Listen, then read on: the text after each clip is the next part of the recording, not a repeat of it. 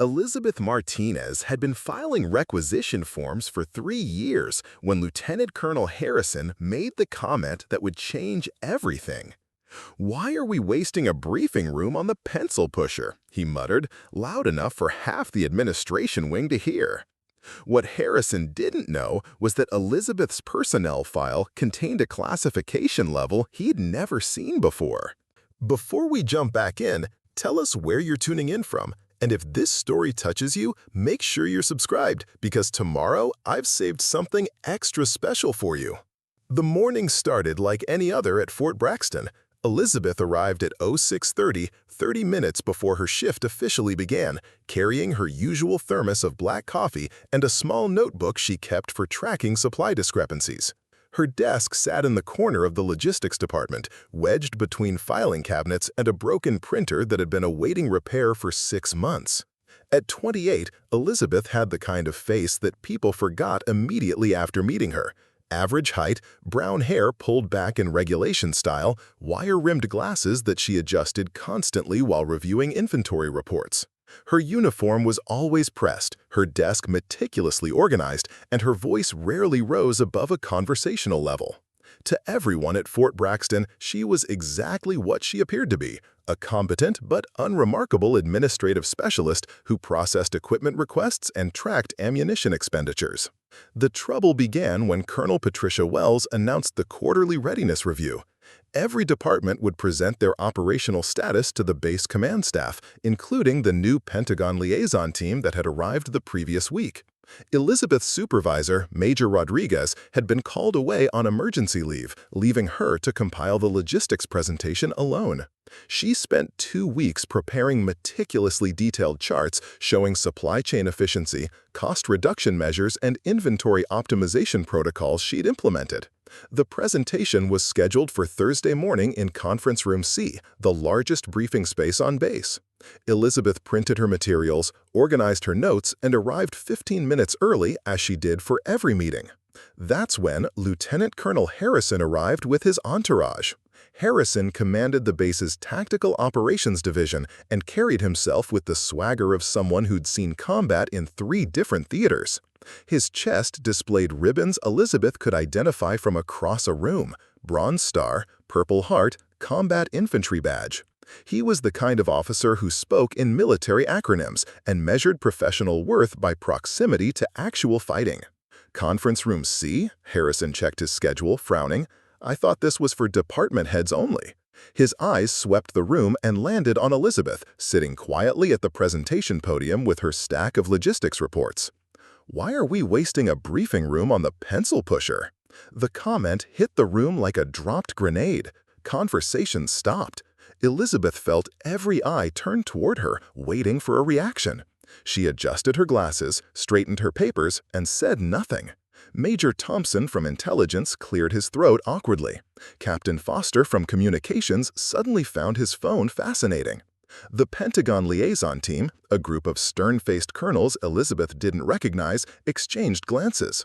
Harrison wasn't finished. "Seriously, Rodriguez isn't even here. Can't we reschedule the supply clerks for a smaller room? We've got real operational briefings to cover." Elizabeth had heard variations of this attitude for years. To line officers like Harrison, anyone who didn't carry a rifle was peripheral. Support staff were necessary, but invisible, like the plumbing or electrical systems that kept the base running.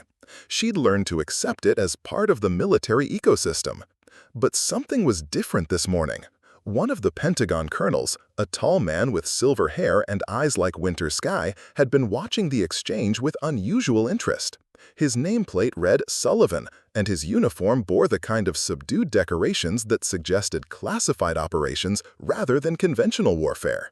"Lieutenant Colonel Harrison," Sullivan's voice cut through the uncomfortable silence, "before we discuss room assignments, perhaps you could tell me what you know about Specialist Martinez's background."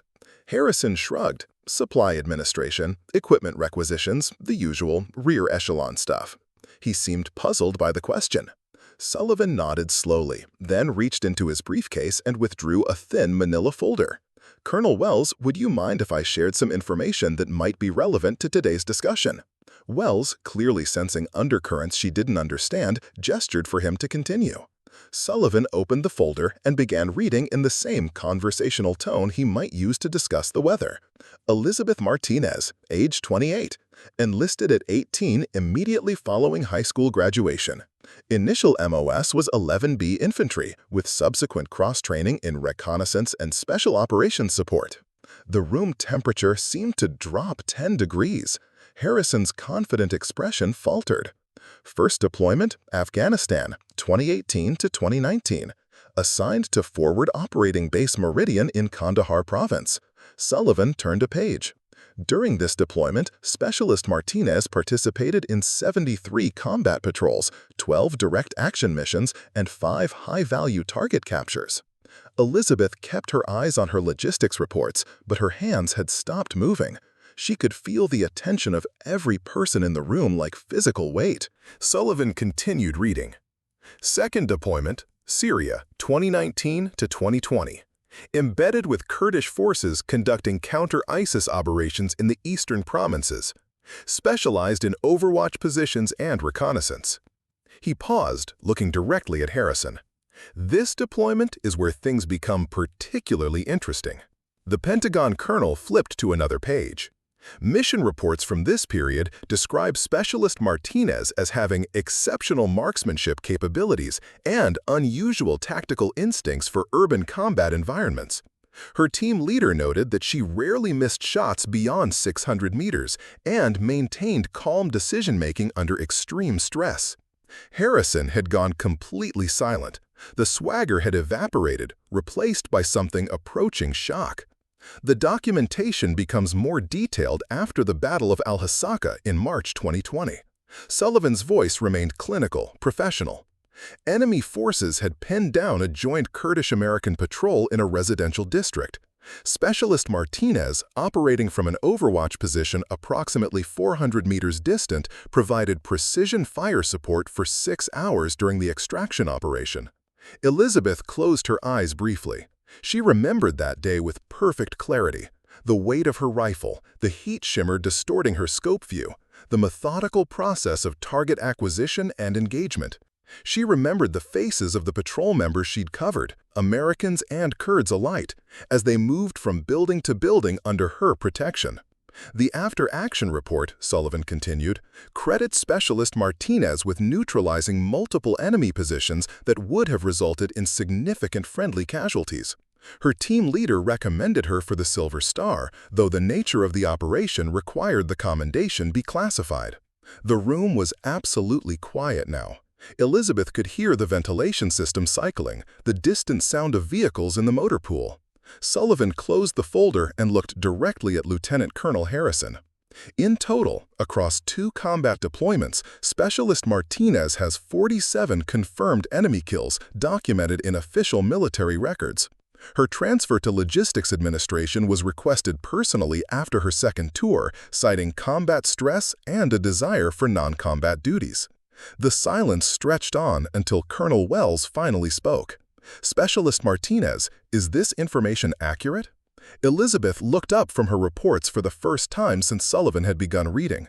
Her voice was quiet but steady.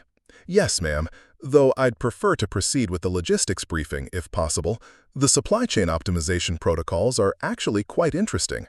The conference room remained frozen in uncomfortable silence until Captain Foster's phone buzzed, the sound unnaturally loud in the stillness. Elizabeth watched as faces around a table processed what they'd just heard. Some looked skeptical, others curious, but Lieutenant Colonel Harrison appeared genuinely shaken. Colonel Sullivan placed the manila folder back in his briefcase with deliberate precision. Now then, shall we proceed with the scheduled briefings? I believe Specialist Martinez was about to discuss supply chain optimization. Elizabeth nodded and activated the projector, her movement steady despite feeling like every nerve in her body was electrified. The first slide appeared, Logistics Efficiency Initiative, Q3 Results. She'd spent weeks perfecting these charts, analyzing every aspect of Fort Braxton's supply operations. Over the past quarter, we've reduced equipment procurement costs by 18% through strategic vendor consolidation, she began, her voice maintaining its usual professional tone. But something had shifted in the room's dynamics. The same officers who'd barely acknowledged her existence 5 minutes ago now hung on every word. She clicked to the next slide, showing ammunition inventory flows. By implementing predictive modeling for training ammunition usage, we've eliminated the surplus stockpiling that was costing approximately $43,000 monthly in storage and security overhead. Major Thompson leaned forward. How did you identify the usage patterns? Elizabeth paused, adjusting her glasses. In the old dynamic, Thompson had never asked her direct questions during briefings. She'd presented data, officers took notes, meetings ended. Now his question carried a different weight, as if her answer might reveal something beyond inventory management. Statistical analysis of training schedules correlated with historical consumption data, she replied. Each unit has distinct firing patterns based on their operational focus. Infantry units consume ammunition differently than military police or special operations. Once you map these patterns against deployment cycles and training intensity, the predictive model becomes quite accurate. What she didn't mention was how she developed this understanding. During her combat deployments, ammunition had been life itself. She'd learned to calculate exactly how many rounds she needed for specific missions, factoring in distance, wind conditions, target types, and backup scenarios. The transition from battlefield conservation to base-level logistics was more natural than anyone realized. Preparing and narrating this story took us a lot of time. So if you are enjoying it, subscribe to our channel. It means a lot to us. Now back to the story. Colonel Wells examined the charts with newfound attention. These efficiency improvements are substantial. Have other installations requested your methodologies? Fort Carson implemented a modified version last month, Elizabeth replied.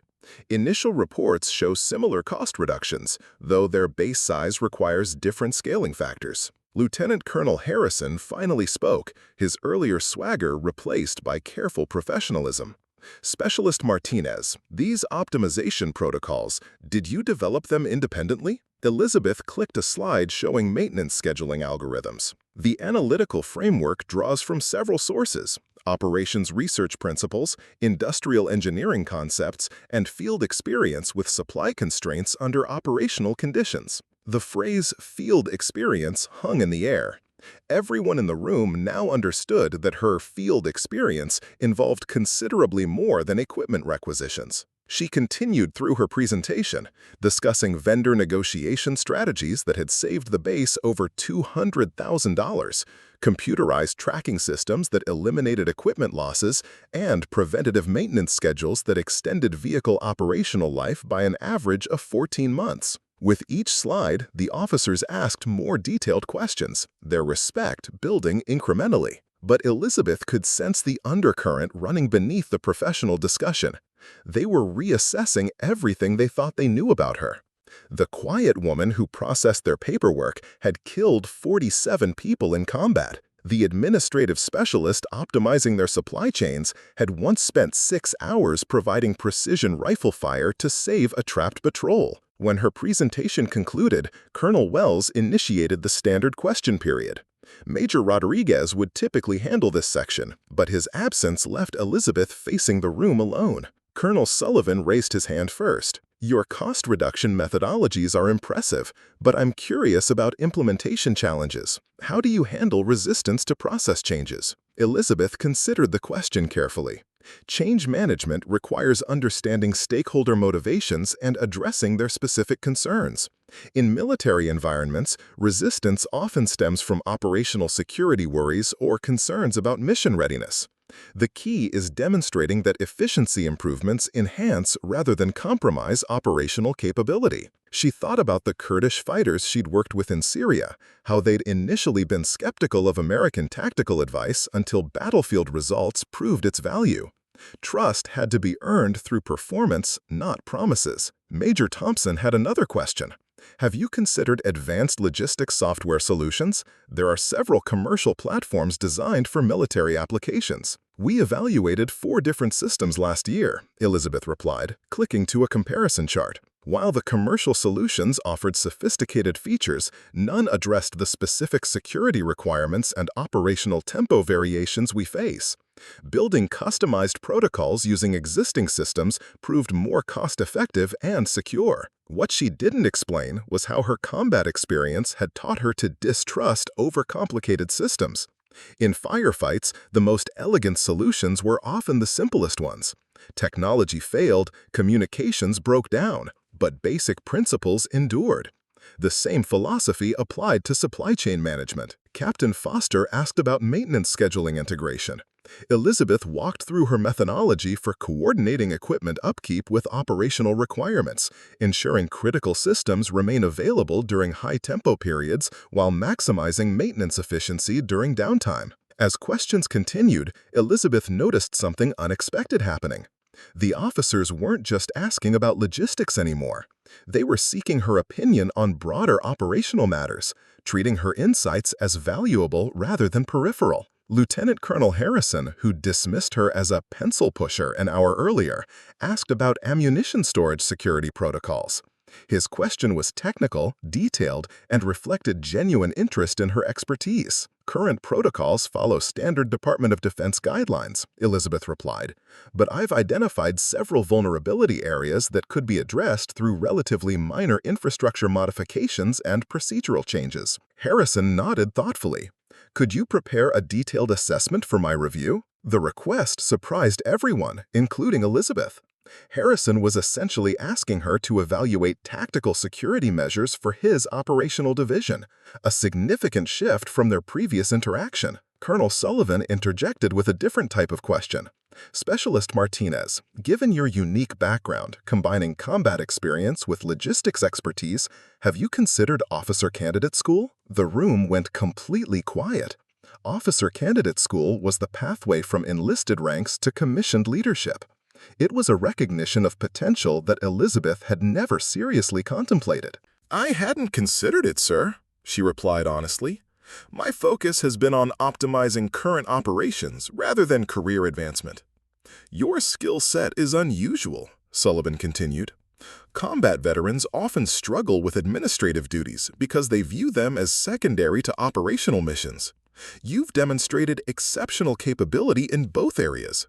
The military needs officers who understand the critical relationship between logistics support and combat effectiveness."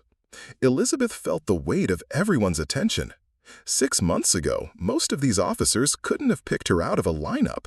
Now they were discussing her potential for leadership positions. Colonel Wells leaned back in her chair, studying Elizabeth with obvious reassessment.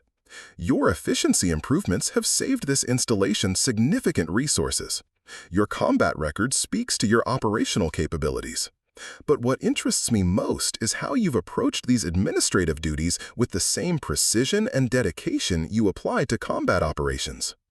Elizabeth adjusted her glasses, buying a moment to process the colonel's observation. "Every mission matters, ma'am, whether it's ensuring ammunition availability for training exercises or providing overwatch for patrol extractions. The principles remain consistent: thorough preparation, attention to detail, and focus on supporting mission success." The comparison between ammunition management and combat overwatch wasn't lost on anyone in the room. Both required anticipating needs, maintaining readiness, and delivering precise support when called upon. Major Thompson raised another question about cross-base standardization of her logistics protocols. As Elizabeth began explaining implementation timelines, she noticed Lieutenant Colonel Harrison taking detailed notes. The same officer who'd questioned her presence in the briefing room was now documenting her recommendations for potential adoption across his own operations. The meeting ran 20 minutes beyond its scheduled time as questions continued. Elizabeth found herself discussing topics ranging from supply chain cybersecurity to international procurement regulations. The officers seemed genuinely engaged with her expertise, treating her insights as valuable rather than routine administrative updates. When Colonel Wells finally called the session to a close, she made an unexpected announcement. "Specialist Martinez, I'd like you to schedule individual meetings with each department head over the next 2 weeks. Your optimization methodologies may have applications beyond pure logistics operations." Elizabeth nodded professionally, but internally she was processing a fundamental shift in her military career. For 3 years, she'd been invisible, competent but overlooked. Now, in the span of a single morning, she'd become someone whose expertise was actively sought by senior officers. As the room emptied, Colonel Sullivan approached her presentation station. "Specialist Martinez, may I ask why you requested transfer to logistics after your combat deployments?" Elizabeth gathered her materials, considering how to answer. "After 2 deployments, I wanted to contribute to mission success in a different capacity. Combat operations taught me the critical importance of reliable supply support. I thought my experience might help improve those systems." Sullivan nodded slowly. "And has it?" Elizabeth looked at the efficiency charts still displayed on her laptop screen.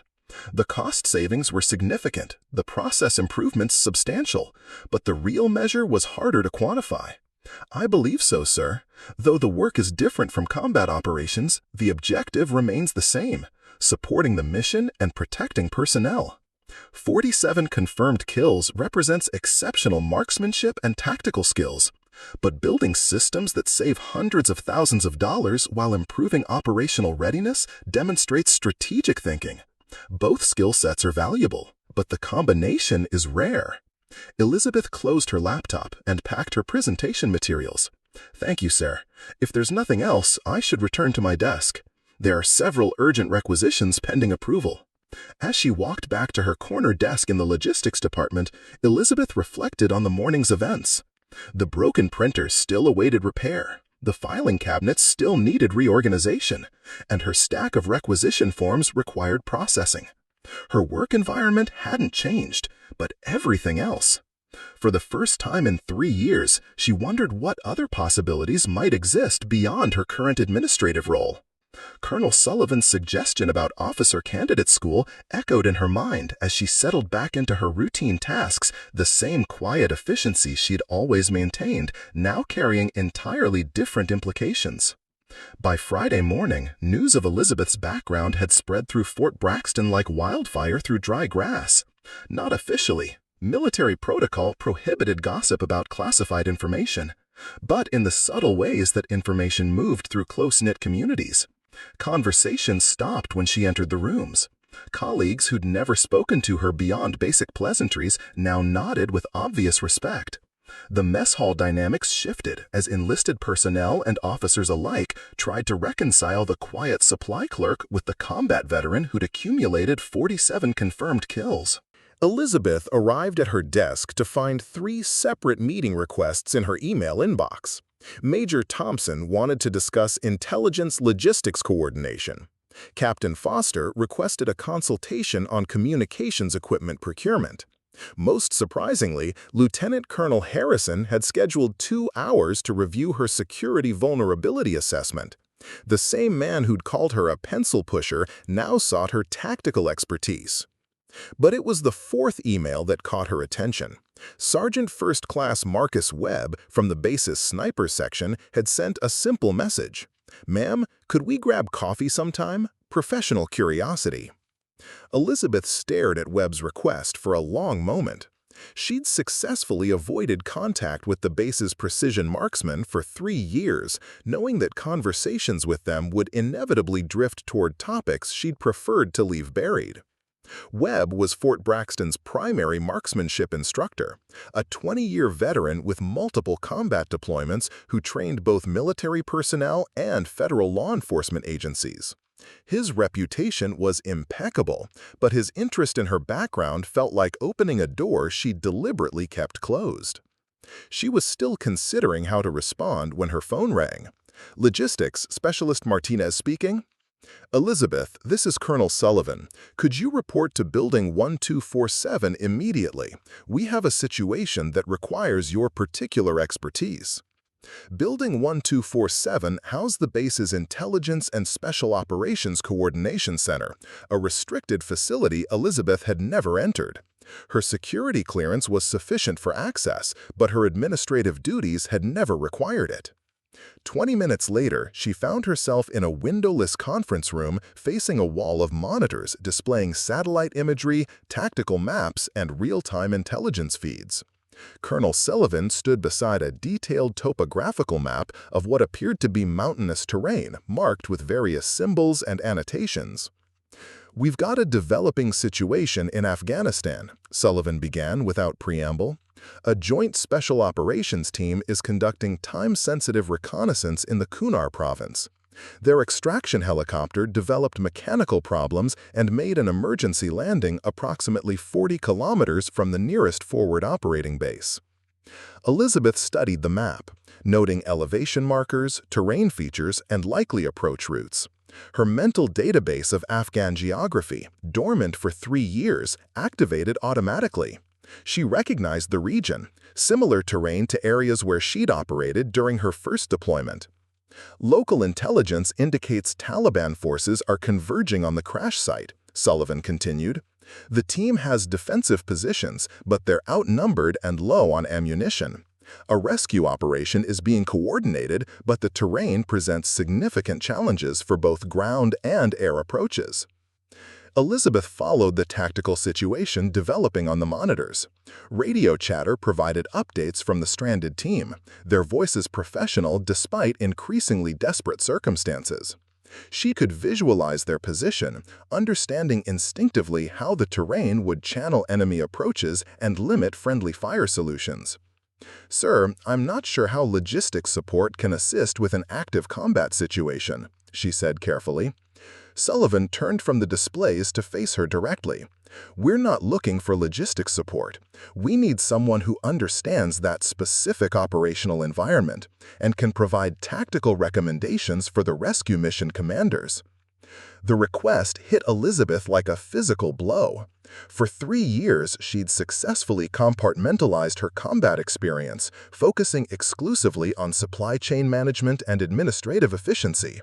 Now they were asking her to return mentally to Afghanistan, to the mindset that had kept her alive through dozens of firefights and enabled her to protect other soldiers with precision rifle fire. Major Anderson, whom Elizabeth recognized as the base's Special Operations Liaison, stepped forward. "Specialist Martinez, your personnel file indicates extensive experience with Overwatch operations in similar terrain. The rescue team commanders specifically requested input from personnel familiar with Taliban tactics in mountainous environments." Elizabeth approached the main display, showing live drone footage of the crash site. The disabled helicopter sat in a narrow valley, surrounded by rocky outcroppings and steep ridgelines. The Special Operations team had established a defensive perimeter, but their position was fundamentally compromised. Higher ground dominated their location from multiple angles. "The team needs to move," she said, her voice taking on a different quality as tactical analysis replaced administrative politeness. "Their current position is indefensible once enemy forces reach the surrounding ridgelines." Colonel Sullivan nodded. "Our assessment concurred. But where can they go? The terrain limits movement options." Elizabeth studied the topographical features, her mind automatically calculating fields of fire, approach routes, and defensive advantages. The analytical skills she'd applied to supply chain optimization had originated in combat environments where miscalculation meant death. "There," she pointed to a position approximately 600 meters northeast of the crash site. "That rock formation provides better overhead cover and multiple egress routes. But more importantly, it offers commanding views of likely enemy approach paths." Major Anderson leaned closer to examine her recommendation. "Getting there requires crossing open terrain under potential enemy observation." "Not if they move during the next 45 minutes, Elizabeth replied, checking the time display. "Local sunrise is approximately 90 minutes. The combination of pre-dawn darkness and morning ground fog will provide concealment for most of the movement. After that, they'll be exposed." She traced potential movement routes on the map with her finger, identifying waypoints that offered cover and concealment. The process felt disturbingly familiar, like retrieving a skill set that had been temporarily stored rather than abandoned. Colonel Sullivan was already coordinating with the rescue mission commanders via encrypted communications. "Overlord, this is Control. We're recommending immediate team displacement to grid November 73451. Specialist Martinez, please provide detailed movement recommendations." Elizabeth found herself speaking directly to Special Operations personnel conducting a live mission. describing terrain features and tactical considerations with the precision that had once kept her alive in similar circumstances. The administrative specialist who processed equipment requisitions had vanished, replaced by the combat veteran who'd survived 2 deployments through careful observation and accurate shooting. The primary route follows the streambed for approximately 300 meters, then transitions to the ridgeline approach, she explained into the communications system. Watch for fighting positions in the rock formations at grid November 7328. If enemy forces are already in position there, you'll need to take the southern approach, but that route increases exposure time by approximately 12 minutes. The team leader's voice crackled through the speakers. Copy, Control. Beginning movement in 5 minutes. Request overwatch coordination during displacement. Elizabeth's breath caught. They were asking for sniper support during the team's movement, the same type of precision fire support she'd provided countless times during her combat deployments. But she was sitting in a conference room 3,000 miles away from the action, unable to provide the protection these soldiers needed. Negative overwatch available from our position, Colonel Sullivan responded. You're operating independently until rescue forces arrive. Elizabeth watched the drone feed as 9 special operations personnel began their movement across hostile terrain without the covering fire she'd once provided to similar teams. Her hands clenched unconsciously as she tracked their progress, anticipating threats and calculating shooting solutions she couldn't deliver. The team moved with professional precision, but Elizabeth could see what the drone cameras couldn't capture: subtle indicators of enemy presence in the surrounding terrain, a rock formation that provided too perfect a fighting position to remain unoccupied, a terrain feature that channeled movement into predictable patterns, small details that meant life or death to soldiers on the ground. Control, we've got movement on the eastern ridgeline, the team leader reported. Multiple personnel approximately 800 meters from our position. Elizabeth studied the drone feed, identifying muzzle flashes from enemy positions. The Taliban fighters had reached the high ground faster than anticipated, placing them in position to interdict the American team's movement. They're walking into a trap, she said quietly to Colonel Sullivan. The enemy has positioned themselves to channel the team into that open area at grid November 7337. Once they're exposed there, it becomes a killing field. Sullivan immediately transmitted the warning, but Elizabeth could see that the team was already committed to their movement route. Changing direction now would cost precious time they didn't have as dawn approached. She watched helplessly as the tactical situation deteriorated on her screens. These were the moments when her combat skills had mattered most, when American personnel were exposed to enemy fire and needed precise, immediate support to survive. But her role now was advisory only, providing analysis rather than direct intervention. The team leader's voice became more urgent. Taking effective fire from multiple positions, request immediate fire support. Fire support is negative at this time. Rescue assets are still 23 minutes out. Elizabeth found herself calculating shooting solutions automatically, identifying enemy positions and estimating range and wind conditions from the drone footage. Her muscle memory engaged despite the 3-year gap since her last combat deployment. She could visualize the scope picture, the natural respiratory pause, the gradual trigger squeeze that had eliminated 47 enemy combatants who'd threatened American forces. But she was a supply clerk now, sitting in an air-conditioned conference room processing a tactical situation she couldn't influence directly. The disconnect between her current role and her combat capabilities created a psychological tension she hadn't experienced since leaving active operations. Specialist Martinez, Major Anderson said urgently, what additional recommendations can you provide for the team's movement? Elizabeth forced herself to focus on tactical analysis, rather than her own frustration. They need to break contact and move to the alternate position I identified earlier. The southern approach route increases exposure time, but it avoids the kill zone the enemy has established. She continued providing tactical recommendations as the situation unfolded, but part of her mind remained focused on a fundamental realization. After 3 years of administrative duties, her combat instincts remained razor-sharp. The skills that had made her an effective precision marksman hadn't atrophied. They'd been dormant, waiting for situations exactly like this one. The rescue mission ultimately succeeded, with all team members extracted safely despite the challenging circumstances. Elizabeth's tactical recommendations had contributed to their survival, but her role remained invisible to everyone except the handful of officers in the conference room. As the immediate crisis concluded, Colonel Sullivan turned to her with obvious respect.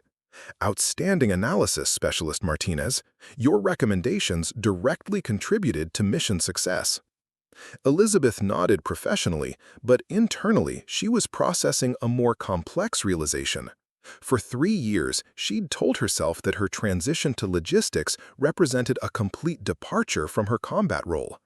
Today has proven that assumption false. Her tactical skills remained intact. Her analytical capabilities had actually improved through her administrative experience. And her value to military operations extended far beyond supply chain management. Walking back to her desk in the logistics department, Elizabeth carried with her a growing understanding that her carefully constructed separation between past and present might be more artificial than she'd believed. The question was whether she wanted to continue maintaining that separation or explore what other possibilities might exist. 3 days after the Afghanistan crisis, Elizabeth's carefully ordered world began unraveling in ways she hadn't anticipated. The first sign came during her morning routine when she discovered Sergeant First Class Webb waiting by her desk, 2 cups of coffee in hand, and an expression that suggested their conversation would be anything but casual. "Mornin', ma'am," Webb said, offering her one of the cups. "Figured we might have that chat I mentioned." Elizabeth accepted the coffee while studying Webb's demeanor. At 38, he carried himself with the relaxed confidence of someone who'd spent 2 decades perfecting lethal skills. His service record included deployments to Iraq, Afghanistan, and several classified operations that had earned him decorations most soldiers never saw. More importantly, he represented a community Elizabeth had deliberately distanced herself from, the precision marksman who understood exactly what 47 confirmed kills meant. "What did you want to discuss, Sergeant?" she asked, settling into her desk chair while Webb pulled up a nearby seat. Webb sipped his coffee thoughtfully before responding. "Word's gotten around about your background. Most folks are impressed, some are curious, but the shooters? We're interested for different reasons." Elizabeth felt a familiar tension building in her shoulders. She'd known this conversation was inevitable once her combat record became public knowledge. The sniper community was small, tight-knit, and protective of their specialized culture. They would want to understand how someone with her capabilities had ended up processing supply requisitions. "I requested transfer to logistics after my deployments," she said carefully. "Different mission focus, different skill requirements." Webb nodded slowly, but his expression suggested he wasn't entirely convinced by her explanation. "See, that's what's interesting. Most precision marksmen struggle with administrative duties because the mindset's completely different. Combat shooting requires split-second decisions, managing stress, adapting to chaos. Paperwork requires patience, attention to detail, and methodical thinking. They don't usually overlap." Elizabeth adjusted her glasses, recognizing that Webb was probing deeper than casual curiosity. People adapt to new roles when circumstances require it. "True," Webb agreed, "but here's what's got the shooting community talking. Your logistics improvements aren't just administrative efficiency. They show the same analytical thinking that makes great snipers. Predictive modeling, pattern recognition, resource optimization under constraints. Those are sniper skills applied to supply chains." The observation was more perceptive than Elizabeth had expected. Webb had identified the connection she'd tried to hide even from herself, that her administrative success drew directly from combat-developed capabilities. Before she could respond, her phone rang with an internal call. "Logistics Specialist Martinez." "Elizabeth, this is Colonel Wells. Report to Conference Room C immediately. Bring your security assessment materials." Elizabeth hung up and looked at Webb, who was finishing his coffee with obvious reluctance to end their conversation. "We should continue this discussion later," Webb said, standing, "but I'll leave you with something to think about. The base sniper section is conducting advanced training exercises next month. We could use someone with your background to help design realistic scenarios. Interested?" The invitation caught Elizabeth off guard. Webb was essentially offering her a pathway back into the precision shooting community, a chance to reconnect with skills she'd spent 3 years suppressing. "I'll consider it," she replied, gathering her security assessment files. "Good. And Elizabeth?" Webb paused at her desk. "Whatever reasons you had for leaving combat operations, they don't change what you accomplished. 47 confirmed kills in 2 deployments means you saved American lives. That matters, regardless of what you're doing now." Elizabeth walked to conference room C, carrying Webb's words and a growing sense that her careful separation between past and present was becoming impossible to maintain. The security assessment she'd prepared for Lieutenant Colonel Harrison represented the first time she'd formally applied tactical thinking to base operations. Now, Webb was suggesting she could contribute to training programs. Her expertise was becoming integrated rather than compartmentalized. She entered the conference room to find an unexpected gathering. Colonel Wells sat at the head of the table, flanked by Lieutenant Colonel Harrison, Major Thompson, and 2 officers she didn't recognize. A full colonel with ranger tabs and a lieutenant colonel whose uniform suggested military intelligence background. "Specialist Martinez," Colonel Wells began, "I'd like you to meet Colonel Davidson from Army Special Operations Command and Lieutenant Colonel Chen from Defense Intelligence Agency. They've reviewed your security assessment and have some questions." Elizabeth placed her materials on the table, immediately sensing that this meeting carried implications beyond routine-based security. Colonel Davidson's presence suggested special operations interest, while Lieutenant Colonel Chen's DIA affiliation indicated intelligence community involvement. "Your vulnerability assessment is comprehensive," Colonel Davidson said, opening a copy of her report. "You've identified 17 potential security weaknesses, ranging from perimeter monitoring gaps to communications protocol vulnerabilities. What's particularly impressive is your analysis of how these weaknesses could be exploited in coordinated attacks." Elizabeth had approached the security review methodically, examining Fort Braxton's defenses from an adversary's perspective. Her combat experience provided insight into how enemy forces might probe for weaknesses, while her administrative knowledge revealed bureaucratic vulnerabilities that pure tactical thinking might miss. "The assessment draws from multiple perspectives," she replied carefully: "administrative oversight, tactical considerations, and operational security requirements." Lieutenant Colonel Chen leaned forward with obvious interest. "Your threat modeling is sophisticated. You've anticipated attack vectors that our professional security teams missed during their last evaluation. How did you develop this analytical framework?" The question felt loaded with implications Elizabeth wasn't certain she understood. Combat experience teaches you to think like the enemy. Administrative duties teaches you to identify systemic weaknesses. Combining both perspectives provides a more complete picture. Colonel Davidson exchanged a meaningful glance with Chen before continuing.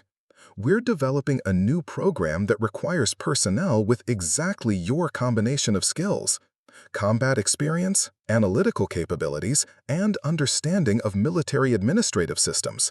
The position would involve evaluating security protocols at sensitive installations and developing countermeasures against sophisticated threats." Elizabeth felt the conversation shifting into territory she hadn't anticipated. This wasn't about logistics optimization or base security. They were describing an intelligence role that would utilize both her combat background and administrative expertise. "Sir, I'm currently assigned to logistics duties. My transfer request specifically requested non-combat positions." "This wouldn't be combat operations," Chen clarified. "It's analytical work, but at a strategic level. Think of it as applying your logistics optimization to national security challenges." Colonel Wells intervened with additional context. "The position would involve temporary duty assignments to various installations, conducting security assessments, and developing improvement recommendations. Your success here at Fort Braxton demonstrates exactly the type of thinking they need." Elizabeth studied the faces around the table, recognizing that this opportunity represented another significant shift in her military trajectory. 3 months ago, she'd been invisible. Now she was being recruited for specialized intelligence work that would utilize capabilities she thought were permanently relegated to her past. "What would this position entail specifically?" she asked. Colonel Davidson opened a briefing folder. The Integrated Security Assessment Program evaluates vulnerabilities at installations handling classified operations. Teams consist of personnel with diverse backgrounds: combat veterans, intelligence analysts, cybersecurity specialists, administrative experts. Your profile fits requirements we've struggled to fill through conventional recruitment. Lieutenant Colonel Chen added technical details. Modern threats require understanding both kinetic and non-kinetic attack vectors. Someone might penetrate an installation through sophisticated cyber operations, but they'll still need physical access to achieve their objectives. Your combat experience provides insight into tactical approaches, while your administrative background reveals bureaucratic vulnerabilities. Elizabeth realized they were describing exactly the type of analytical thinking she'd applied to the Afghanistan crisis 3 days earlier, combining tactical awareness with systematic analysis to identify threats and develop solutions. The position carries increased security clearance requirements, Davidson continued, and would involve coordination with multiple intelligence agencies. But it also offers significant professional development opportunities and potential for advancement. Elizabeth felt the weight of decisions settling on her shoulders. Accepting this role would mean abandoning her quiet administrative existence and returning to work that directly connected to her combat capabilities. But it would also mean acknowledging that her attempt to completely separate from her sniper background had been artificial. "How long do I have to consider this opportunity?" she asked. 2 weeks, Colonel Wells replied. "The program begins training new personnel next month. If you're interested, we'll need to initiate the security clearance upgrade process immediately." The meeting concluded with Elizabeth carrying briefing materials that outlined a career path she'd never considered. Walking back to her desk, she passed the motor pool where soldiers were conducting maintenance on armored vehicles, routine administrative support that kept operational units functional. 6 months ago, she'd viewed such work as her permanent future.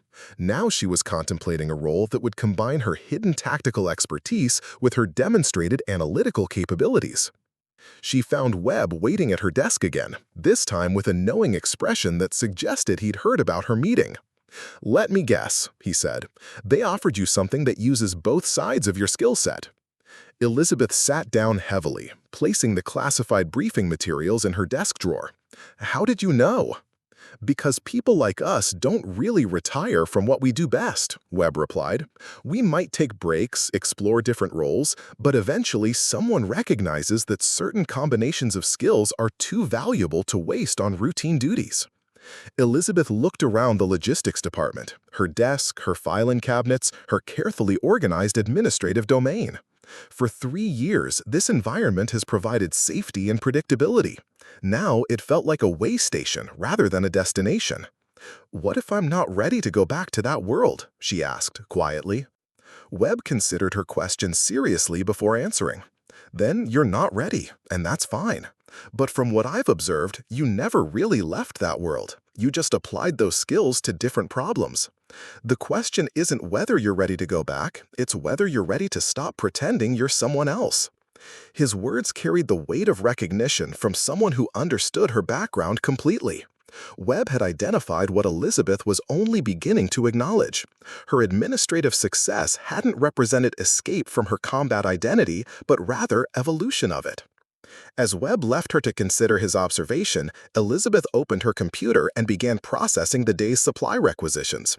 But her mind kept returning to the Afghanistan crisis, her security assessment, and the opportunity Colonel Davidson had presented. For the first time in 3 years, she was seriously considering whether her carefully constructed separation between past and present had been a limitation rather than a protection. Elizabeth spent the next week wrestling with a decision that felt like choosing between 2 different versions of herself. The classified briefing material sat locked in her desk drawer, occasionally surfacing in her thoughts like a persistent echo. Meanwhile, her routine administrative duties continued with mechanical precision, processing requisitions, updating inventory databases, coordinating maintenance schedules, but the work felt increasingly hollow. The tipping point came on Tuesday morning when she received an unexpected visitor. Dr. Sarah Chen, a civilian psychologist contracted by the military to evaluate personnel transitioning between combat and administrative roles, appeared at Elizabeth's desk carrying a leather portfolio and wearing the kind of professional smile that suggested serious conversation ahead. Specialist Martinez, I'm Dr. Chen from Personnel Assessment Services. Colonel Wells requested that I speak with you about your recent career opportunities. Do you have time for a consultation? Elizabeth glanced at her workload, 3 urgent requisitions and a maintenance coordination meeting scheduled for 10 o'clock. Nothing that couldn't wait an hour. Certainly, ma'am. Should we find a private conference room? Dr. Chen nodded, and they walked to a small meeting space near the logistics department. Once seated, the psychologist opened her portfolio and withdrew several assessment forms Elizabeth recognized from her post-deployment evaluations years earlier. I understand you're considering a position with the Integrated Security Assessment Program, Dr. Chen began. This type of career transition can be psychologically complex, especially for personnel with your particular background. Elizabeth shifted uncomfortably in her chair. My current assignment has been satisfactory. I've adapted well to administrative duties. Yes, your performance evaluations are exceptional, Dr. Chen agreed, consulting her notes. But adaptation and fulfillment aren't always the same thing. I'm curious about your feelings regarding the potential transition back to work that directly utilizes your combat experience. The question cut directly to the heart of Elizabeth's internal conflict. For 3 years, she'd told herself that leaving combat operations behind represented growth and maturity. Now she was being asked to examine whether that narrative was accurate or simply protective. I requested transfer to logistics because I wanted to contribute in a different capacity, Elizabeth replied carefully. Combat operations require a particular mindset that I wasn't sure I wanted to maintain long-term. Dr. Chen made notes while listening. Can you describe what aspects of that mindset concerned you? Elizabeth considered how to articulate something she'd never fully examined herself. Combat shooting requires you to make life-and-death decisions quickly, often with incomplete information. You develop a tolerance for violence that becomes normalized. I wasn't certain that mindset was healthy for long-term military service. Dr. Chen made notes while listening. Can you describe what aspects of that mindset concerned you? Elizabeth considered how to articulate something she'd never fully examined herself. Combat shooting requires you to make life-and-death decisions quickly, often with incomplete information. You develop a tolerance for violence that becomes normalized. I wasn't certain that mindset was healthy for long-term military service. But your administrative work has involved similar decision-making processes: resource allocation under constraints, risk assessment, strategic planning. The stakes are different, but the analytical frameworks overlap significantly. The observation surprised Elizabeth with its accuracy. Her logistics optimization had indeed required rapid decision-making, pattern recognition, and systematic thinking under pressure. The skills were parallel, even if the consequences differed dramatically. I suppose there are similarities, Elizabeth acknowledged. But logistics decisions don't involve taking human lives. No, they don't, Dr. Chen agreed. But they do affect human lives. Your supply chain improvements have enhanced training safety, improved equipment reliability, and optimized resource allocation. Those changes protect military personnel, just through different mechanisms. Elizabeth felt a fundamental assumption shifting beneath her feet. She'd convinced herself that administrative work represented a complete departure from the life-and-death responsibilities of combat operations. But Dr. Chen was suggesting that the difference was one of degree rather than kind. The position you're considering would combine both skill sets. How do you feel about returning to work that directly connects to your sniper background? Elizabeth stared at the table, processing the question that had kept her awake for several nights. I'm not sure I can trust myself to maintain appropriate boundaries if I return to that world. What do you mean by appropriate boundaries? In combat, you develop a very specific relationship with violence. It becomes a tool, something you apply precisely to achieve tactical objectives. But that relationship, it changes you. I'm not certain I want to risk reactivating those responses. Dr. Chen leaned forward slightly, her expression becoming more focused. Elizabeth, can I share an observation based on your psychological profile and recent performance evaluations? Elizabeth nodded, though she felt apprehensive about what the psychologist might have identified. Your combat experience didn't damage your capacity for appropriate judgment. It refined it. Your administrative success demonstrates exceptional analytical thinking, ethical decision-making, and concern for personnel welfare. These qualities suggest that your combat experience enhanced rather than compromised your professional capabilities. The assessment challenged everything Elizabeth had believed about her post-deployment psychology. She'd assumed that her administrative success represented escape from her combat identity, but Dr. Chen was suggesting integration instead of separation. Furthermore, Dr. Chen continued, your reluctance to return to combat-related duties actually demonstrates healthy psychological processing. You're not eager to return to violence, which indicates appropriate emotional regulation rather than concerning detachment. Elizabeth felt years of carefully constructed assumptions beginning to dissolve. Are you saying my concerns about returning to tactical work are unfounded? I'm saying your concerns demonstrate exactly the type of mature judgment the military needs in personnel handling sensitive operations. Someone who takes the responsibility seriously, who understands the weight of life and death decisions, and who has proven capable of exceptional performance under pressure. Dr. Chen closed her portfolio and fixed Elizabeth with a direct gaze. The question isn't whether you're psychologically suitable for the intelligence position. You clearly are. The question is whether you're ready to integrate rather than compartmentalize your capabilities. After Dr. Chen left, Elizabeth returned to her desk with a fundamentally altered perspective on her situation.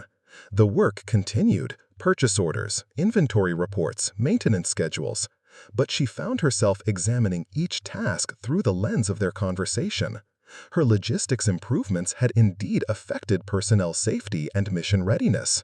Her administrative skills had proven as valuable to military operations as her combat capabilities. That afternoon, Sergeant Webb appeared at her desk again, this time carrying a tactical rifle case and wearing the expression of someone with a specific agenda. Ready for that training scenario consultation I mentioned? He asked.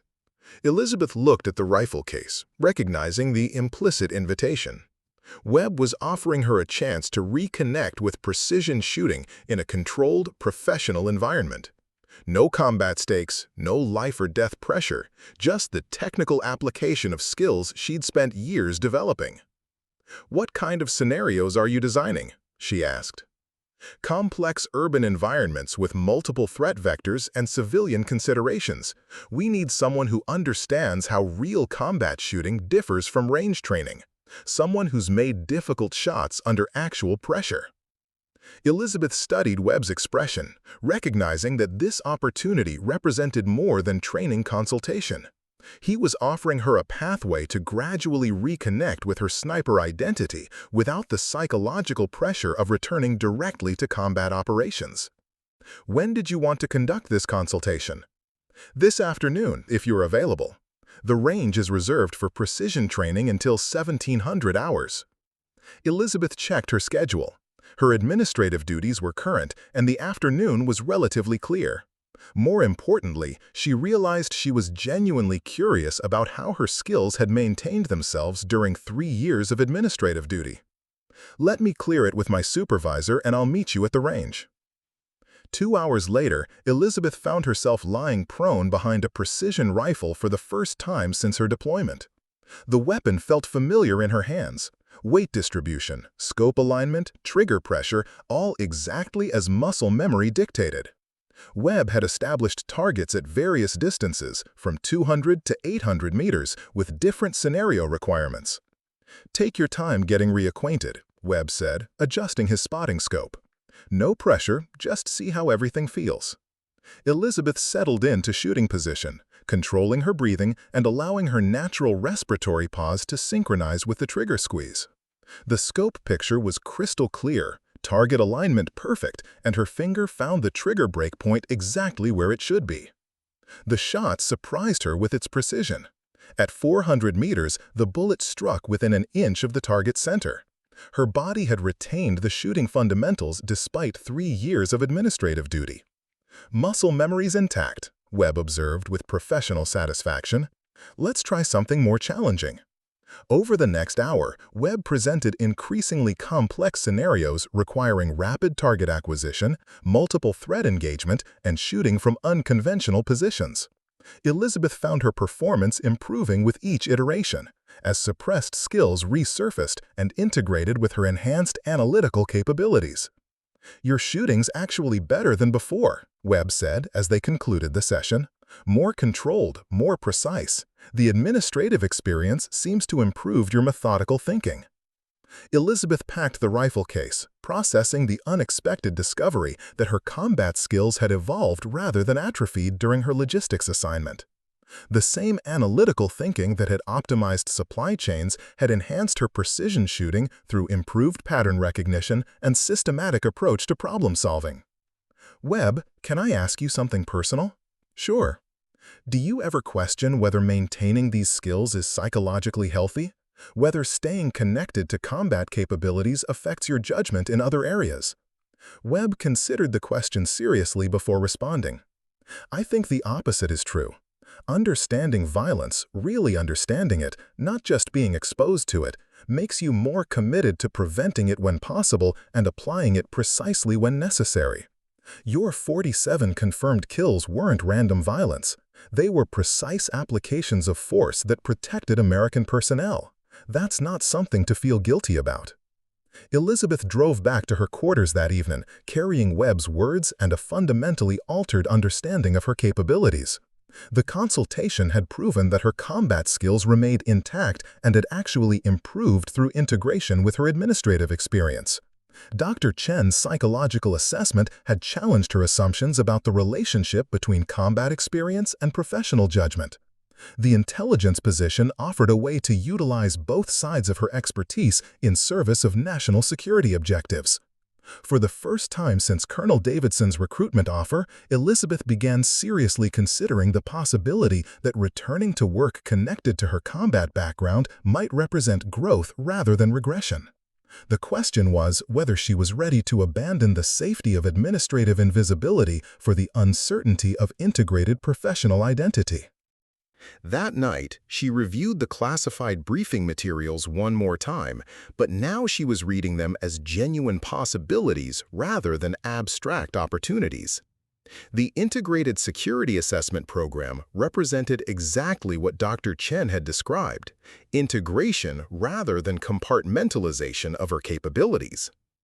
Elizabeth fell asleep that night with the growing realization that her decision was becoming clear, even if she wasn't quite ready to acknowledge it yet.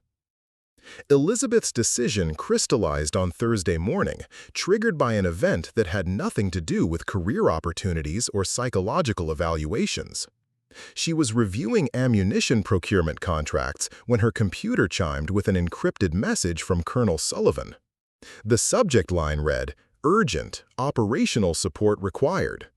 She opened the message to find a brief but critical request. "Report to Building 1247 immediately. Bring tactical analysis materials and prepare for extended briefing. Time-sensitive situations developing." 20 minutes later, Elizabeth found herself in the familiar windowless conference room, but this time facing a crisis that dwarfed the Afghanistan helicopter extraction.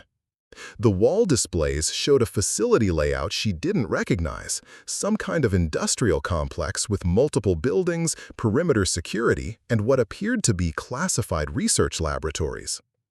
Colonel Sullivan stood beside a tactical map marked with red threat indicators. "We've got a developing hostage situation at the Blackwater Research Facility in Nevada. Domestic terrorists have seized control of a classified weapons development laboratory and are holding 17 civilian researchers and military personnel." Elizabeth studied the displays, immediately recognizing the tactical complexity of the situation. The facility's design created multiple choke points and defensive positions that would make any rescue operation extremely hazardous. Local law enforcement and FBI tactical teams are on scene, Sullivan continued, but the facility's classification level limits their access to critical intelligence about the building layouts and security systems. We need someone who can analyze the tactical situation and provide recommendations for breach and rescue operations. Major Anderson appeared on screen via secure video link from the Nevada site. "Control, we've got a serious problem here. The terrorists have positioned themselves with clear fields of fire covering all primary approach routes. They've also demonstrated knowledge of the facility's security protocols that suggests inside information." Elizabeth found herself leaning forward, her mind automatically processing the tactical situation. The facility layout reminded her of urban combat environments she'd operated in during her deployments, but with additional complications from sophisticated security systems and the presence of innocent hostages. "What intelligence do we have about the terrorist group?" she asked. Colonel Sullivan clicked to another display showing surveillance photographs and personnel profiles. 7 individuals, heavily armed, with apparent military training. Leader is Marcus Powell, former Army Special Forces, discharged 3 years ago for disciplinary issues. The others include 2 more ex-military personnel and 4 civilians with anti-government affiliations. Elizabeth studied Powell's profile, noting his service record and combat experience. He knows how tactical teams operate. That's why he's positioned his people to counter standard breach procedures. "Exactly," Sullivan agreed. FBI tactical commanders are requesting input from personnel familiar with unconventional urban combat scenarios. Your background makes you uniquely qualified to provide that analysis. Elizabeth realized this situation represented everything Dr. Chen had discussed about integrating her capabilities. Her combat experience provided tactical insight, her administrative background offered systematic analytical thinking, and her recent security assessment work gave her understanding of how to identify and exploit defensive vulnerabilities. "I'll need detailed facility blueprints, current surveillance footage, and communications intercepts if available," she said, her voice taking on the focused intensity she displayed during the Afghanistan crisis. Sullivan smiled grimly. "Already prepared. You'll be working directly with FBI tactical commanders and the on-scene incident commander. This is going to require everything you've got." For the next 4 hours, Elizabeth immersed herself in tactical analysis unlike anything she'd attempted since her combat deployments. The facility presented a 3-dimensional puzzle of approach routes, fields of fire, structural vulnerabilities, and civilian protection requirements. But instead of feeling overwhelmed, she found the complexity energizing in ways her administrative duties never had. She coordinated directly with tactical teams via secure communications, providing recommendations for approach routes that minimized exposure to defensive positions. Her analysis identified weaknesses in the terrorists' positioning that conventional tactical thinking had missed, drawing from her experience with asymmetric combat environments where enemy forces used unconventional defensive strategies. "Control, this is Tango 1. The FBI tactical commander's voice crackled through the speakers. "Martinez's routing recommendations worked perfectly. We've established overwatch positions without detection and confirmed hostage locations." Elizabeth tracked the operation's progress on multiple displays, feeling the familiar combination of intense focus and controlled stress that had characterized her combat deployments. But now her role was analytical rather than direct, providing tactical intelligence instead of precision rifle support. The breakthrough came when she identified a ventilation system vulnerability that allowed tactical teams to approach the main laboratory without using predictable hallway routes. Her recommendation drew from her understanding of building systems gained through logistics work, combined with tactical thinking about unconventional approach methods. Tango 1, Control. We're recommending a ventilation approach via Shaft 7 Alpha. Martinez has identified a route that bypasses primary defensive positions and provides access to the hostage location. Elizabeth watched tensely as tactical teams implemented her recommendations, knowing that miscalculation could result in civilian casualties. The responsibility felt familiar yet different from her sniper role. Instead of protecting personnel through direct fire support, she was protecting them through tactical analysis and strategic planning. The operation concluded successfully 3 hours later, with all hostages rescued and 6 of 7 terrorists captured alive. The 7th, Powell, was killed during the final breach when he attempted to detonate an explosive device that would have collapsed part of the laboratory structure. As reports filtered in confirming mission success, Colonel Sullivan approached Elizabeth with obvious satisfaction. "Outstanding work, Specialist Martinez. Your tactical recommendations were critical to operational success. The FBI incident commander specifically requested that we extend his appreciation for your analytical support." Elizabeth felt a profound sense of professional fulfillment that had been absent from her administrative duties. This operation had utilized every aspect of her capabilities: combat experience, analytical thinking, systematic problem-solving, and understanding of complex systems. More importantly, her contributions had directly protected innocent lives and prevented a potential national security disaster. "Sir," she said, looking directly at Sullivan, "I'd like to accept the position with the Integrated Security Assessment Program." Sullivan nodded as if he'd been expecting this announcement. "I'll initiate the paperwork immediately. Your first assignment will be evaluating security protocols at a classified research facility in Colorado. Apparently, recent events have highlighted the need for more comprehensive vulnerability assessments." That evening, Elizabeth cleaned out her desk in the logistics department for the final time. 3 years of administrative routines, supply chain optimizations, and inventory management were ending. The broken printer still awaited repair, the filing cabinets still needed reorganization, and her replacement would inherit the systems she'd developed to improve operational efficiency. But as she packed her personal items, Elizabeth realized she wasn't abandoning her administrative experience. She was integrating it with her combat background to create something more valuable than either skill set alone. The intelligence position would require both analytical thinking and tactical expertise, systematic planning, and adaptive problem-solving. Sergeant Webb appeared as she finished packing. "Heard you made your decision. Word travels fast around here." "It does when someone makes the jump from supply clerk to intelligence operative in a single day," Webb replied with a grin. "Though I suspect you were always meant for something more than processing equipment requisitions." Elizabeth considered his observation. "I needed the administrative experience to understand how military systems actually function. Combat taught me tactical thinking, but logistics taught me systematic analysis. The combination is more powerful than either one separately." Webb nodded approvingly. "That's exactly what I was hoping you'd realize. Your 47 confirmed kills matter, but your ability to integrate that experience with broader capabilities, that's what makes you exceptional." Elizabeth looked around the logistics department one final time. Her corner desk, her filing systems, her carefully organized administrative domain had served their purpose. They'd provided a safe space to process her combat experience while developing complementary skills that enhanced rather than replace her tactical capabilities. On Friday morning, Elizabeth reported to Building 1247 as Intelligence Analyst Martinez rather than Logistics Specialist Martinez. Her new workspace included multiple computer terminals, classified communication systems, and wall displays showing global threat assessments. The environment was more complex than her previous assignment, but it felt appropriate for someone whose professional identity now integrated rather than compartmentalized her diverse capabilities.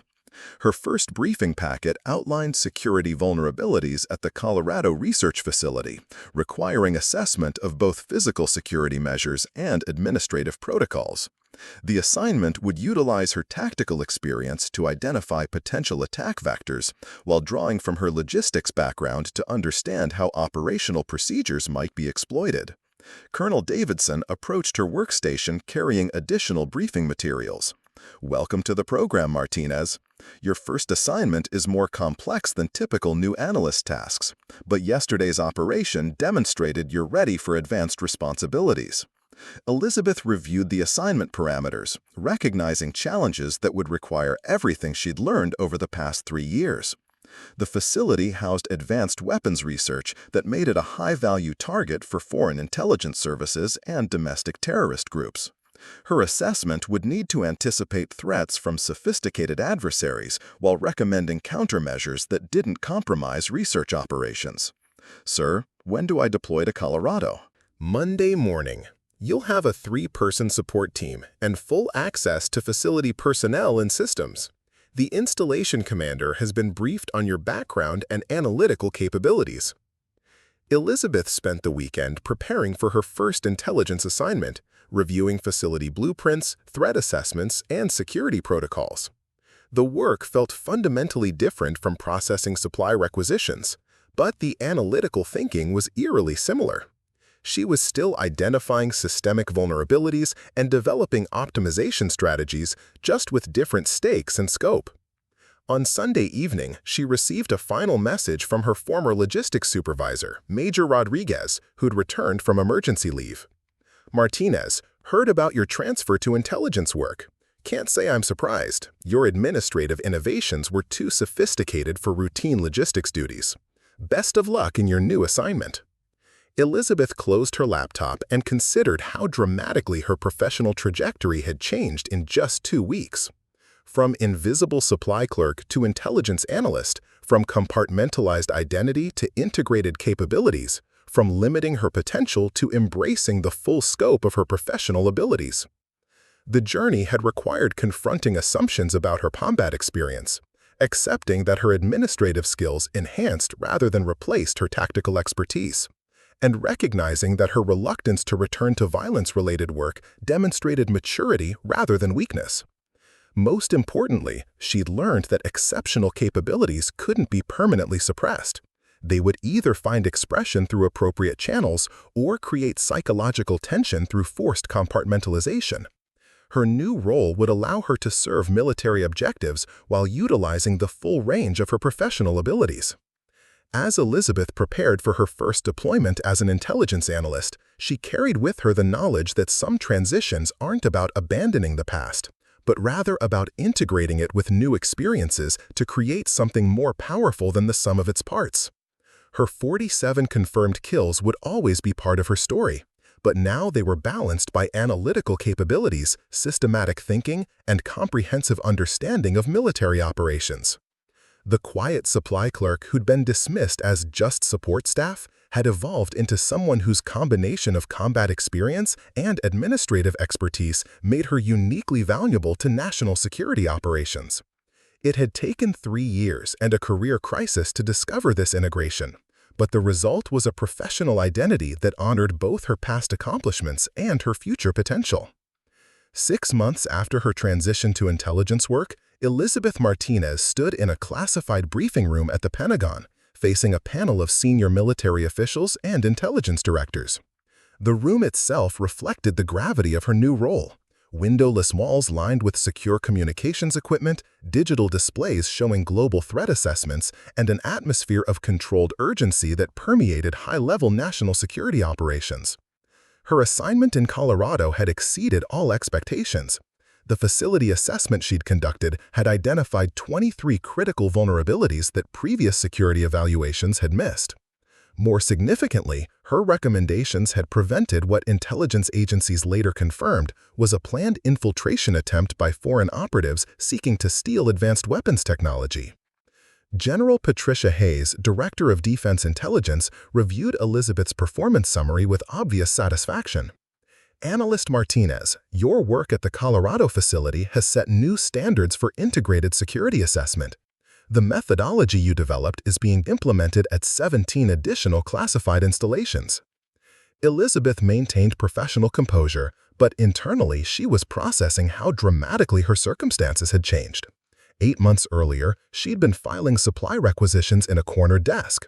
Now she was briefing 4-star generals on national security vulnerabilities and developing protocols that protect America's most sensitive military research. "Your next assignment represents a significant escalation in responsibility," General Hayes continued. activating a wall display showing a world map marked with classified facility locations. The President has authorized a comprehensive review of overseas installation security, particularly facilities involved in joint operations with allied nations. You'll lead a team of 12 analysts conducting assessments across 4 continents. Elizabeth studied the global scope of her new assignment, recognizing challenges that would require every skill she'd developed over her military career. Each facility would present unique cultural considerations, different threat environments, and varying levels of allied cooperation. Success would demand tactical expertise, analytical thinking, diplomatic sensitivity, and operational leadership. "Ma'am, what's the timeline for this assessment program?" 18 months, replied Admiral James Morrison from the Joint Chiefs of Staff, beginning with NATO facilities in Eastern Europe, then Pacific installations in Japan and South Korea, followed by Middle Eastern operations in undisclosed locations. The scope is unprecedented, but recent intelligence indicates coordinated efforts by hostile nations to penetrate our overseas operations.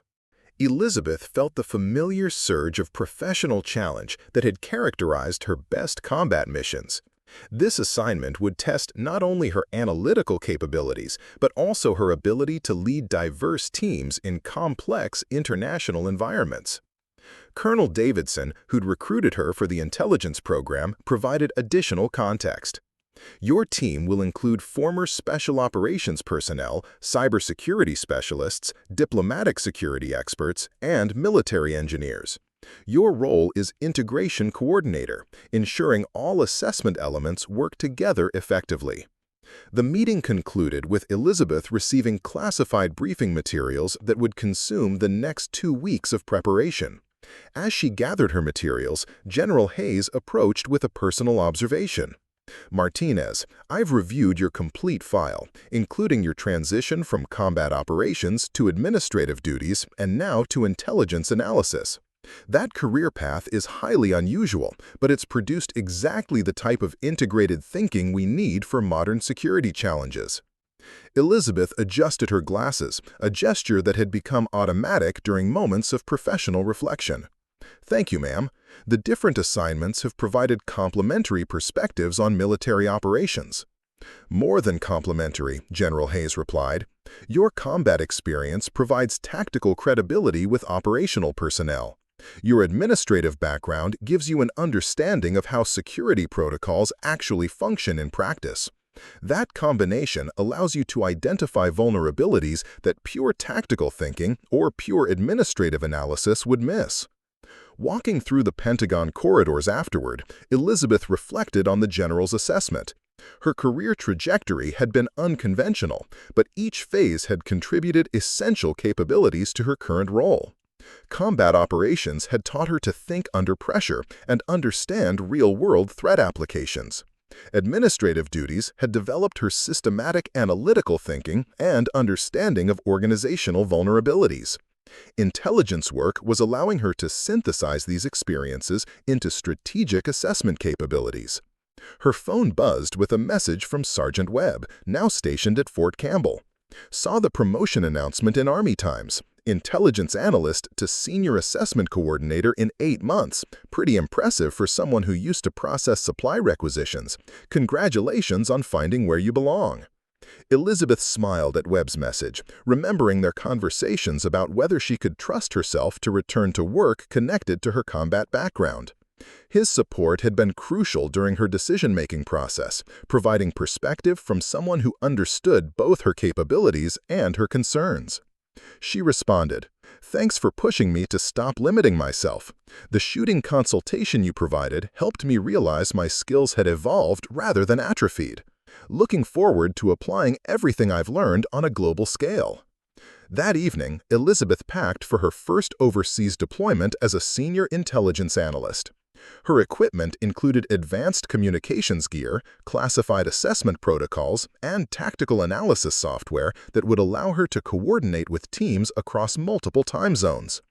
But she also packed items that connected her to previous roles: a supply chain optimization manual she'd written during her logistics assignment, and a precision shooting handbook from her combat deployments. The integration of her diverse experiences was no longer psychological conflict, but professional strength. Her upcoming assessments would require understanding how enemy forces might exploit administrative vulnerabilities, how tactical tactics applied to facility defense, and how systematic analysis could identify patterns across multiple threat environments. 3 days later, Elizabeth found herself in a secure facility outside Warsaw, conducting her first international security assessment. The installation supported NATO intelligence operations across Eastern Europe, making it a high-value target for Russian infiltration attempts. Her team included specialists from 5 different countries, each bringing unique expertise to the comprehensive evaluation. The complexity exceeded anything she'd encountered during her previous assignments. Russian intelligence services had demonstrated sophisticated understanding of NATO procedures, suggesting long-term penetration efforts that exploited both technological and human vulnerabilities. Elizabeth's assessment would need to anticipate threats from adversaries with extensive resources and deep knowledge of Allied operations. Captain Sarah Williams, a British cybersecurity specialist, briefed Elizabeth on digital vulnerabilities. Russian hackers have attempted network penetration 17 times in the past 6 months. They're probing for systematic weaknesses rather than opportunistic access, which suggests coordinated intelligence gathering. Elizabeth studied the attack patterns, recognizing similarities to tactical probing she'd observed during combat deployments. They're conducting reconnaissance in force, testing our responses to identify defensive capabilities and limitations. Major Klaus Fischer, a German diplomatic security expert, provided additional context about local threat environments. Polish intelligence reports indicate Russian operatives have been conducting surveillance of facility personnel, looking for recruitment opportunities or blackmail leverage. Elizabeth realized this assessment would require understanding not just facility vulnerabilities, but also the broader intelligence conflict playing out across Eastern Europe. Her recommendations would need to address both immediate security concerns and long-term strategic considerations. Over the following weeks, her team conducted comprehensive evaluations that integrated physical security, cybersecurity, personnel security, and operational security into a unified threat assessment. Elizabeth found herself applying combat experience to anticipate how hostile forces might approach the facility, administrative knowledge to identify procedural vulnerabilities, and intelligence training to understand how multiple threat vectors could be coordinated.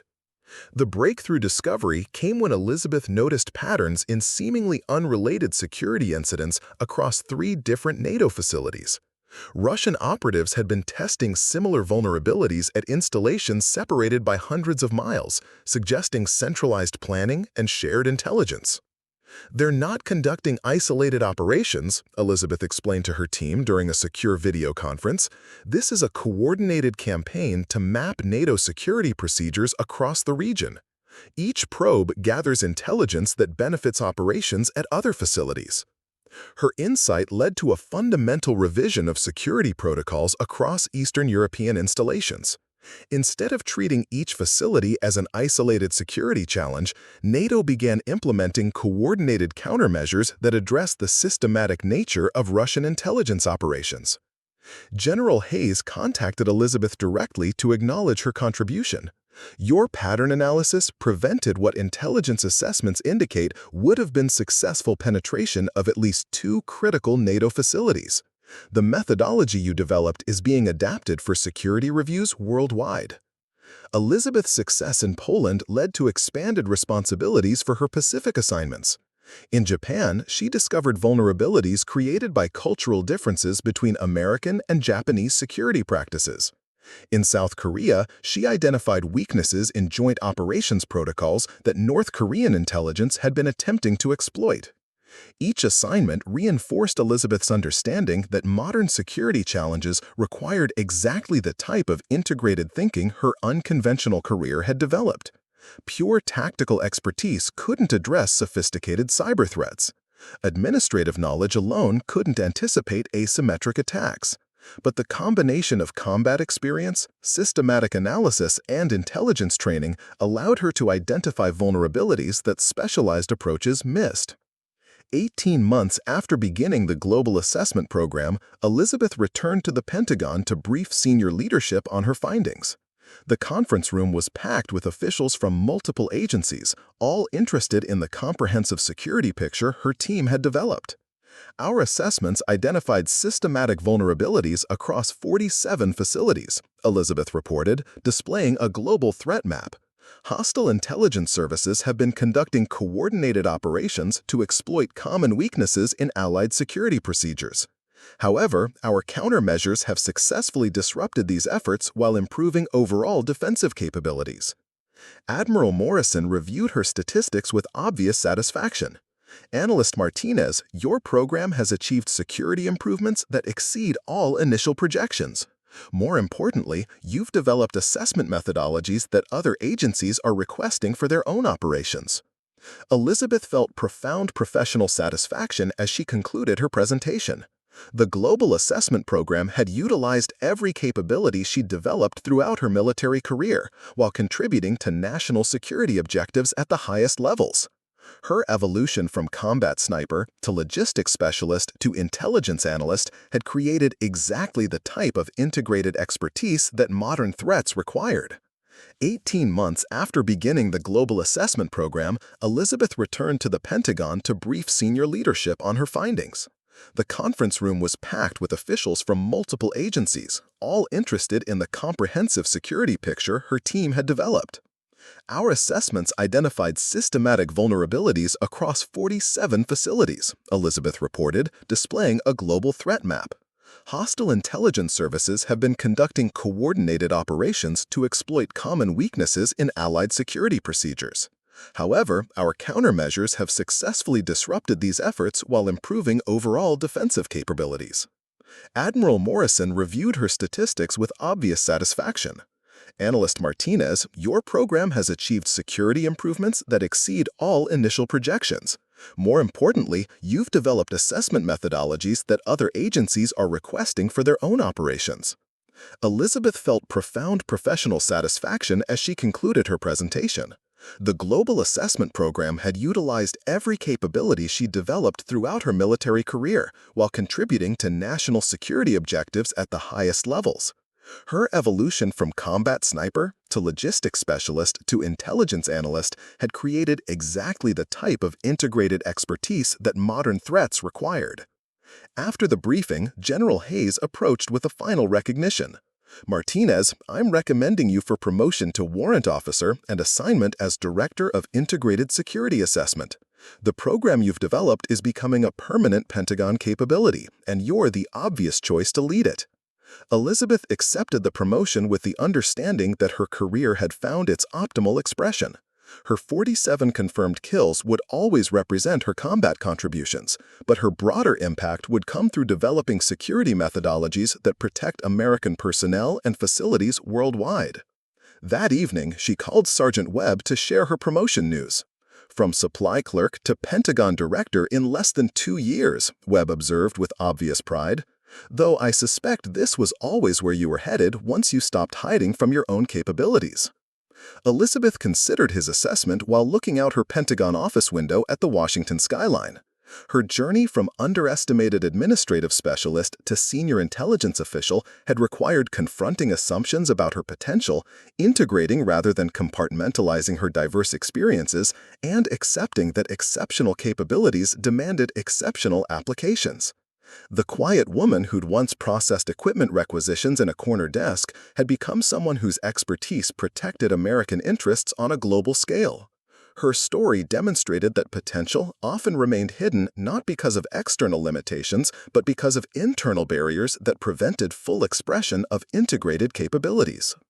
As Elizabeth began planning her next security assessment operation, she carried with her the knowledge that true professional success came not from abandoning previous experiences, but from synthesizing them into something greater than the sum of their parts.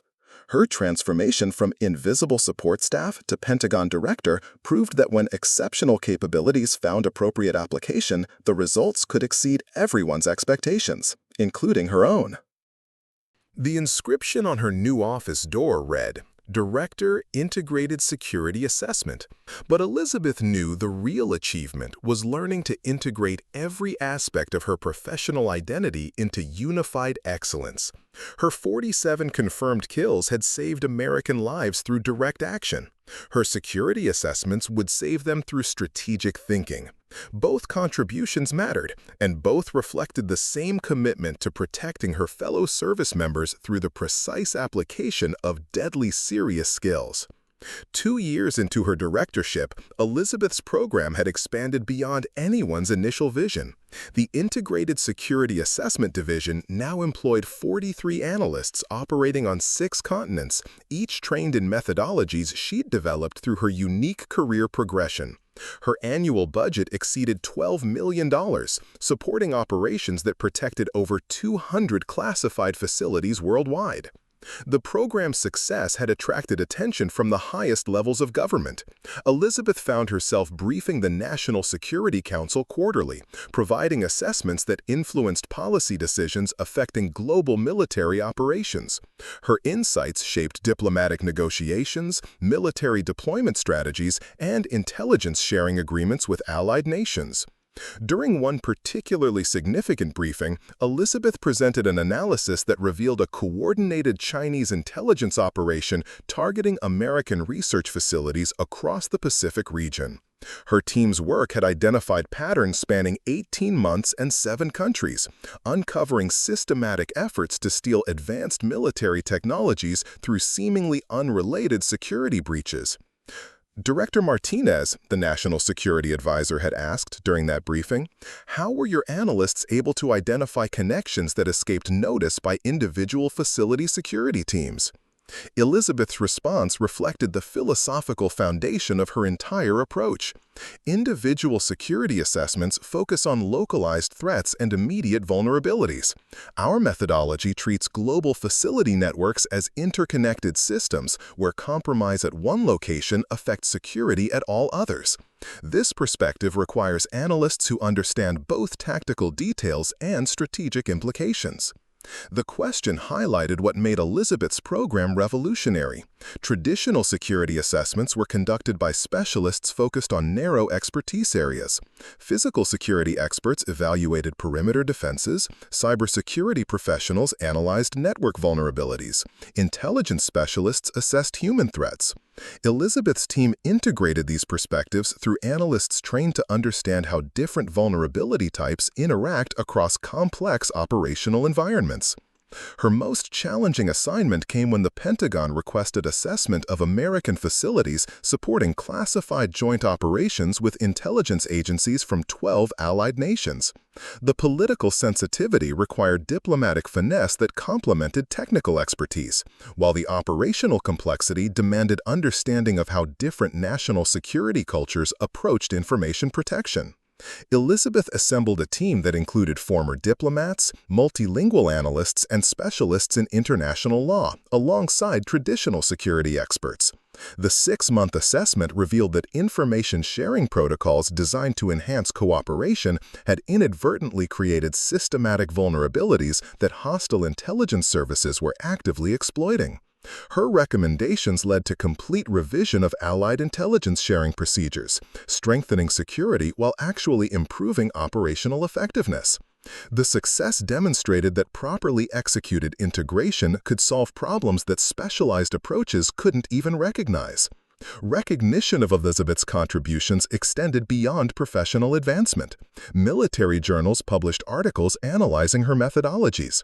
Intelligence agencies from allied nations requested training exchanges, and academic institutions invited her to lecture on strategic security thinking. Her transformation from overlooked administrative specialist to internationally recognized expert became a case study in professional development programs. Yet Elizabeth remained most proud of direct operational successes. Her assessments had prevented 14 confirmed attempts at facility penetration, protected research worth an estimated $40 billion, and maintained operational security for programs critical to national defense. Each success validated her conviction that integrated thinking produces results exceeding the sum of specialized approaches. The personal satisfaction extended beyond professional achievement.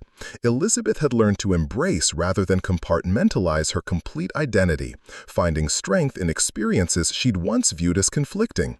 Her combat background provided tactical credibility, her administrative experience offered systematic thinking, and her intelligence training enabled strategic analysis.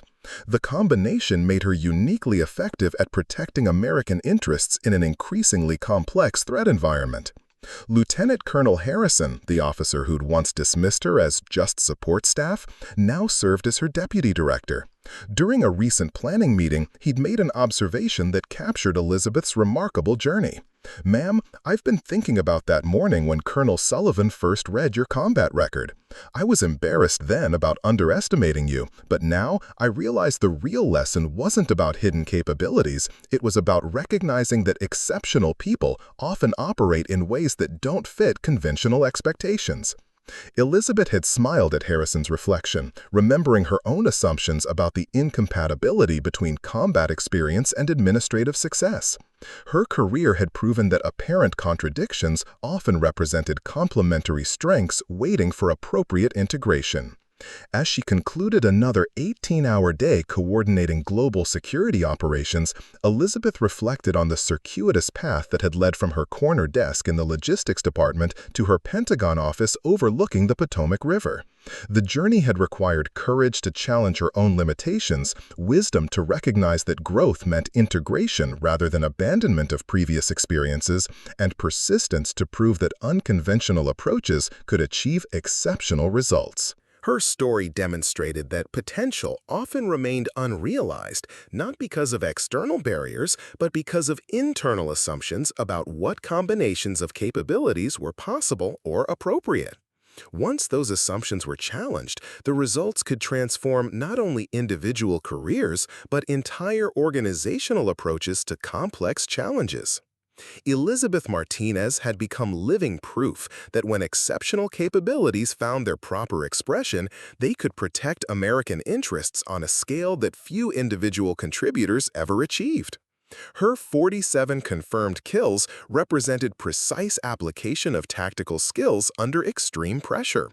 Her security assessments represented strategic thinking that protected thousands of American personnel across global operations. Both achievements reflected the same fundamental commitment to mission success through the precise application of hard-earned expertise. Up next, you've got two more standout stories right on your screen. If this one hits the mark, you won't want to pass these up. Just click and check them out. And don't forget to subscribe and turn on the notification bell so you don't miss any upload from us.